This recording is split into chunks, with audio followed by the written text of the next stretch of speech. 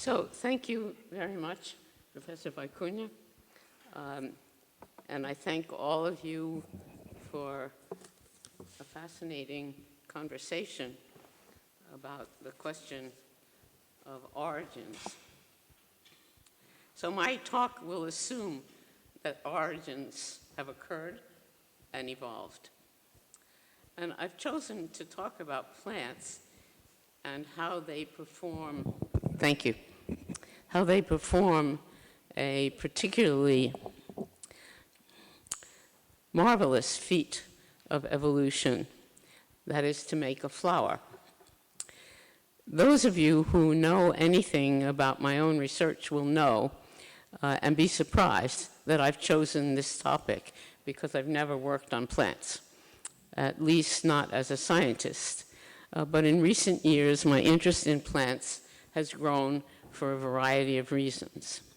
And I began to read the recent, very extensive scientific literature on flowering. And soon I realized that I was in very familiar territory. Papers about flowering mirror, in many ways, recent research on the molecular and cell biology of animals. In reviewing a few of the highlights of those papers, I want to apologize at the start for not identifying the scientists who did each piece of work. It's difficult and complicated to sort out the proper accreditation for each concept from among the various scientists who contributed and among the various plants, different plants which they've studied. But certainly a few of the central contributors are Elliot Meyerowitz at Caltech, Vivian Irish at Yale, Carolyn Dean at the John Innes Center in the UK, and George Coupland of the Max Planck Institute. One big focus in contemporary animal biology is the development of a fertilized egg into an atomically and physiologically complex individual that can grow, mature, and reproduce. And our colleague Nicole Ledoirin referred to this in her talk. And actually the same is true of plant seeds, although they start out with a handicap. They have to accomplish all those tasks while remaining in one spot. They solved this challenge by evolving in relation to the insects and birds, which in a sense do the moving for them. To get an idea of the complicated and varied tasks that a plant faces to make a flower, we should look at a few examples. So the next slide, whoops, shows you a flower called a sticky geranium. It has 5 petals, as you can see. You can't see the 5 sepals that are underneath the petals, but you can see the stamens and the pistil in the center of the flower. And you can see the complex lines of a darker purple that decorate each of the petals. A sago lily is another example. This flower has 3 petals, and on its white petals are these dark red spots, and below them small yellow spots. And the flower, both of these flowers are, of course, radially symmetrical. Somehow or other, the plant has to form these complex and beautiful structures. These flowers are actually very much like the idealized flower that you probably learned about in high school biology. The parts of the flower are there. The petals, the sepals in green below that, the stamens, in this particular drawing, 4 stamens, which are going to make the pollen, and in the center, the pistil, which is going to receive the pollen, and below, in the bottom of the pistil, the ovary, where fertilization will take place. and the beginning of seed formation can take place. So to make such a complex structure, the plant has a complicated to-do list, what we might call a to-do list. First of all, it has to determine when to flower. Then it has to construct the flower. It has to paint the flower, and then perfume the flower. And in my talk, I'm going to be talking about the first two items that are in capital letters. Figuring out when to flower and constructing the flower are processes that illuminate two evolving concepts in biology that apply both to animals and to plants. The first is the role of what we call epigenetics in regulating gene action, and this was also introduced by Nicole in her talk, and I'm going to come back to it. And secondly, the whole question of how complex structures are built by plants and animals. I should emphasize that many of the new concepts emerge from the study of a single small plant called Rabid Opsys thaliana, which has been developed in the last 30 years or so as a model organism for studying plants, just as Drosophila were developed early in the 20th century as a model organism for studying animals. This is a picture of a Rabid Opsys flower. You should note that it has multiple flowers coming from one stem, because you'll see this in a different context later on. So why is a Rabid Opsys such a good model plant? What are its advantages? First of all, it's a very ubiquitous weed all over the northern hemisphere. It's very small in size. It has a quick life cycle of 6 weeks from seed to seed. It has a relatively small genome of 125 megabases, and it has been sequenced, and the genome is available online, as are indeed huge amounts of data about different mutations and properties of a Rabid Opsys. And all of this is built into 5 chromosomes. Another advantage is partly because of the small size. A very large number of plants can be grown in a relatively small space and with not much cost. And this is a picture of an Arabidopsis farm, in a way, in which many different plants are grown and observed for different mutations. So let's start with the question of how a plant determines when it's time to flower. They do that in a very precise manner. In my garden, the same blooming schedule for perennials occurs year after year. Crocuses in late February and March, witch hazel soon after, then flowering quince, daffodils, tulips, cherry blossoms, on into the toad lilies that bloom in late August, and the chrysanthemums that follow that. And when we left home a few days ago, the fall blooming camellia bush was producing bright pink blossoms. So what are the cues that a plant uses in order to determine when it's time to flower? I'm sorry that this is not too clear because the type is small, but I will try and explain what's here. So there are 2 categories of influences on flowering time. There are developmental cues within the plant, which are shown in pink on the left. And then there are environmental conditions, temperature and light, which are shown in blue on the right side of the slide. The developmental cues on the left include appropriate levels of hormones, such as gibberellin, and the age or maturity of the plant. And the environmental cues on the right include the plant's perception of light and dark, the so-called photoperiod, and the circadian clock, which is a mechanism that we share with the plants, and 2 different kinds of temperature effects, which are labeled here ambient temperature and vernalization. The gene that's called SOC, S-O-C, which is in the center light green with all the arrows pointing on it, encodes a protein that helps to integrate all of these cues.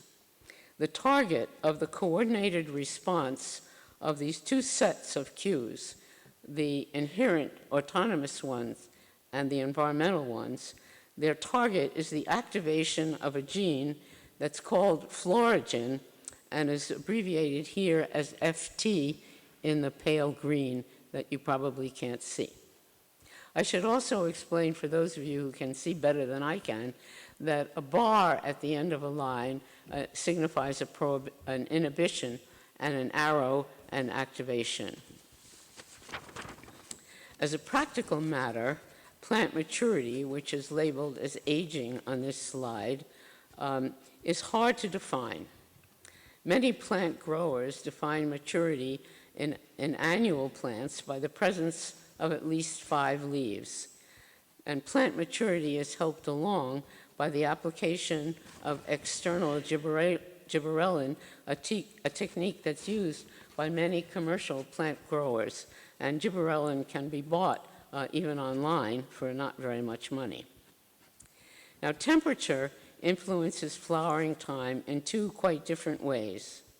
In temperate zones, most flowering is associated with warming ambient temperatures in spring and summer, as shown in blue on the right.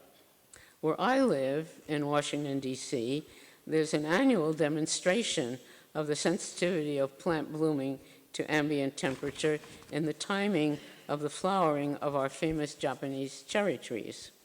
In recent years, as a consequence of global warming, the cherry trees have flowered almost a week earlier than they did 5 years ago. And it's become difficult for the authorities to know when to schedule the annual Cherry Blossom Festival, an event that attracts many tourists to the city. Those visitors are not very happy if they arrive after the blossoms have reached their peak and begun to fade. But warming isn't everything. Warming air will not stimulate the cherry trees' blossoms if it's not been preceded by at least several weeks of very real cold. This extended cold is necessary for the process called vernalization, which is the second way that temperature influences flowering. The vernalization, which is also shown in blue on the right, like the autonomous pathway, inhibits production of the flowering inhibitor, which is called flowering locus C. The mechanism by which flowering locus C gene activity is stopped is a good example of the evolving concept about how genes are regulated and modulated by the process of epigenetics. Vernalization inactivates the flowering locus C gene. In the absence of flowering locus C, the fluorogen gene is released from inhibition so that the messenger RNA for fluorogen protein can be made and then the protein itself made. So how does vernalization accomplish this? The flowering locus C gene in different states is illustrated by the 4 black bars at the top of the slide. The messenger RNA for making flowering locus C is represented by the black arrow on top of the leftmost copy of the gene, and also by the black curve below, which shows you how much of that protein is made over the course of a year, starting with the autumn on the left. As the temperature cools down in winter, RNA is copied off the other so-called nonsense strand of the gene, as shown by the red arrow at the second copy of the gene on the top of the second copy from the left. This RNA attracts several proteins to the gene on the DNA, proteins that are part of a complex which is labeled here PhD for plant homeodomain. And here we are face to face with one of biology's major evolving concepts, what is called epigenetics. To provide even a brief introduction to how this works, we need to recall how DNA is organized in cells. And this is shown in schematic on the next slide. In cells, the DNA, which is green here, is wound around protein complexes called nucleosomes. These are complexes of 4 different proteins called histones, and some of the tails of the histone proteins stick out from this complex, and they're shown by black wiggles. Certain amino acids in the histone proteins, especially lysines, can be modified by the addition of 1, 2, or 3 methyl groups to the amino acid structure. Depending upon which amino acid is modified, in which of the 4 histones, and by how many methyls, the activity of a gene can be modulated. And in this way, gene expression is changed without any change in the sequence of the DNA. The next slide takes us back to this slide showing cues for flowering. The modification of the flowering locus C nucleosomes by the PhD proteins changes the flowering locus C from active to inactive. And this is how the flowering locus C gene is turned off by vernalization so that florigen can be produced in the leaves. So the important point is that as the temperature cools down in the fall and through the winter, the gene begins to be transcribed from the opposite strand, from the sense strand, and produces an RNA which attracts those modifying enzymes to change the structure of the histones. The remaining cues for flowering come from the daily cycle of light and dark, which is called here the photoperiod on the right, including the plant's circadian clock, which itself reflects the daily light-dark cycle. Now, the production of florigen, that is expression of the gene FT on the right, is strongly influenced by the light-dark cycle in plants that flower in long days of summer, which is the red curve shown on the graph. The bars at the top and bottom of that graph show the extent of light and dark in long and short days. So the long days on the bottom have more light and less dark, and the opposite is true of the short days at the top. So the flowering locus T gene, which is the florigen gene, is turned on high as daylight extends well beyond where it becomes dark in the short days. In contrast, when the days are short, on the right, on the blue curve, on the left, on the blue curve, the messenger RNA for florigen is barely stimulated before it goes dark again. So on the left-hand graph is actually the activity of a gene called constans, and it's abbreviated here CO. The constans gene itself is turned on and off, respectively, by several proteins that are made and degraded in sync with the 24-hour clock and the day-night cycle. And the amounts of these proteins are affected by the amount of light the plant receives, which means the lengths of the night and day. Because of this, constans activity varies between long and short days, as shown by the 2 curves on the left, and this is reflected in the production of florigen over the 24 hours of a day. So now all the cues for producing flowers, for producing phlorogen, are present, and phlorogen can begin to assure that flowering occurs. Phlorogen is made in the leaves, and it's carried up to the sap, through the sap of the stem, to the growing tip of the plant, which is the site of stem cells. Up to the arrival of the phlorogen, the stem cells have been programmed to produce more stem and more leaves, and now their genetic program is changed so as to produce flowers. One of the key responses to the arrival of phlorogen and key to the subsequent development of a flower is the stimulation of a gene which is called leafy. Without the leafy protein, no flowers will be made at all. And this gives you a clue as to the way genes get named. If a plant only made leaves, a mutant plant only made leaves, it was called leafy. And that turns out to be this gene that's essential for beginning the flowering process.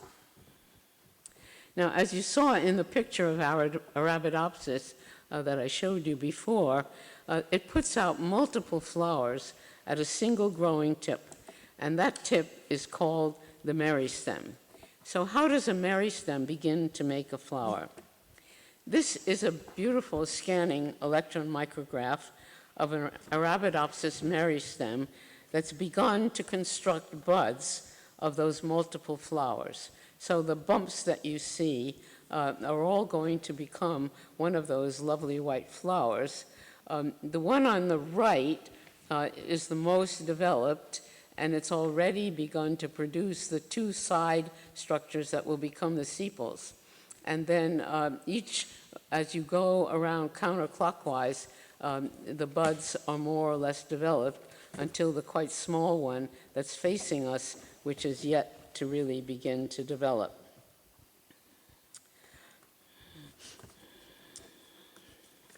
The four main flower organs, the sepals, petals, stamens, and carpels, are actually formed then in four concentric whorls around the center of the meristem.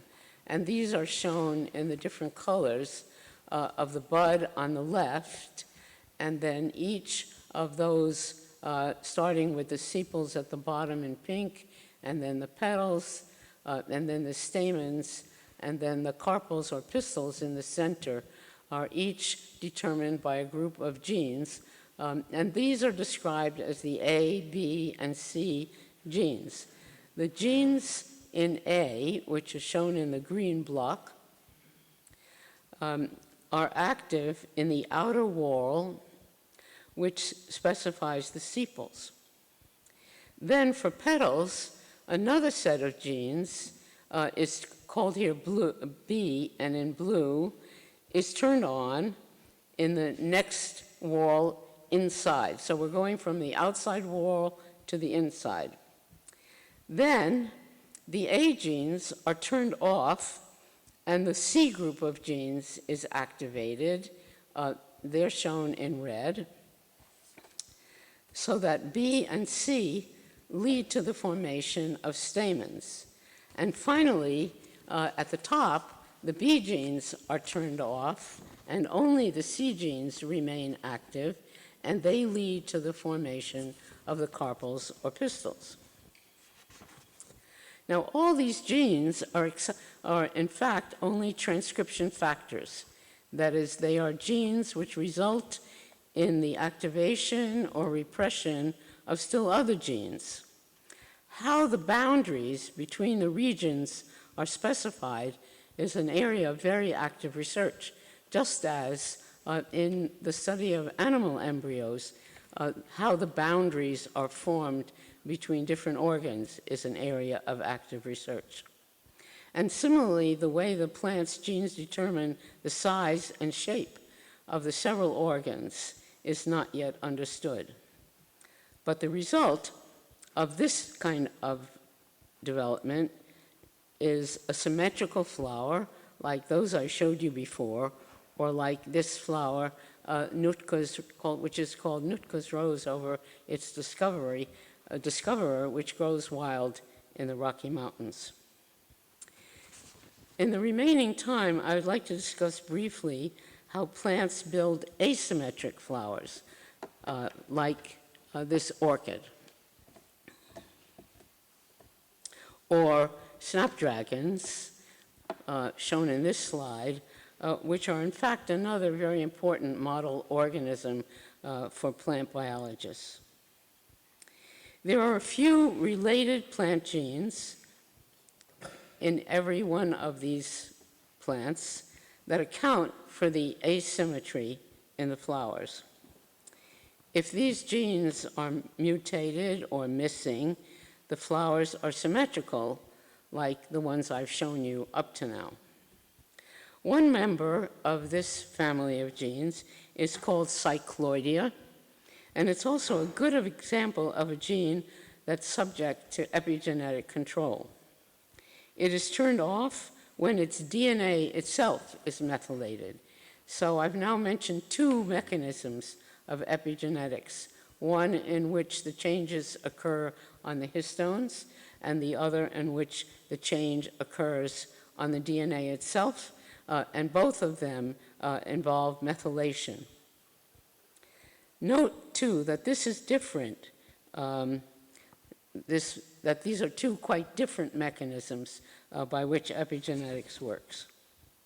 Well, cycloidea, the gene that's activated to produce asymmetry, is activated in asymmetrical ways. For example, in these snapdragons, it is particularly active in the region that will form the top of the petals in the developing flower.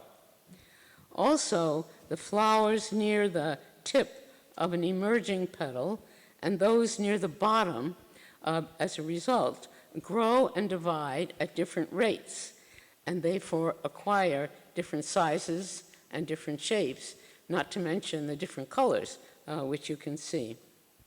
And from this sort of differential in growth properties, the shapes of the petals and all the other organisms are formed. In complicated and sometimes antagonistic ways, other genes also influence the differential development of top and bottom petals, and together impose this kind of asymmetry. Like all the other genes I've mentioned, the protein encoded by cycloidea modulates flower form by influencing the activity of additional genes. That is, it itself produces a regulatory protein. Although different shapes may have arisen by chance during evolution, their success in nature depended on the co-evolution of successful pollinating agents, be they wind or birds or insects. Bumblebees, for example, are very efficient pollinators of snapdragons. They enter through the platform that's provided by the bottom petal that you can see. And the evolution of the flowers continued to build an architecture that is very hospitable for the entry of the bumblebees. The asymmetry is not just in the way the petals are arranged around the stamens and carpel, but in the shape of each petal itself, and the differences between the two sides of the petals and the shape of the stamens. In closing, I'd like to consider briefly daisy-like flowers, like the mule ear on the right of the next slide. At first look, the flower seems to be made up of an outer circle of only petals and a central disc of tiny bumps. While the whole blossom may appear to be radially symmetrical, the reality is a lot more complicated. The petals in the outer circle are each a bilaterally symmetrical flower called a ray flower, and the central disc contains many tiny, radially symmetrical disc flowers. So the next time you see a daisy or a flower of this shape, take a close look, and then you can see that. It's actually not easy to see the ray flowers parts because except for the petal, the parts are very close to the place where the ray flower joins the disc.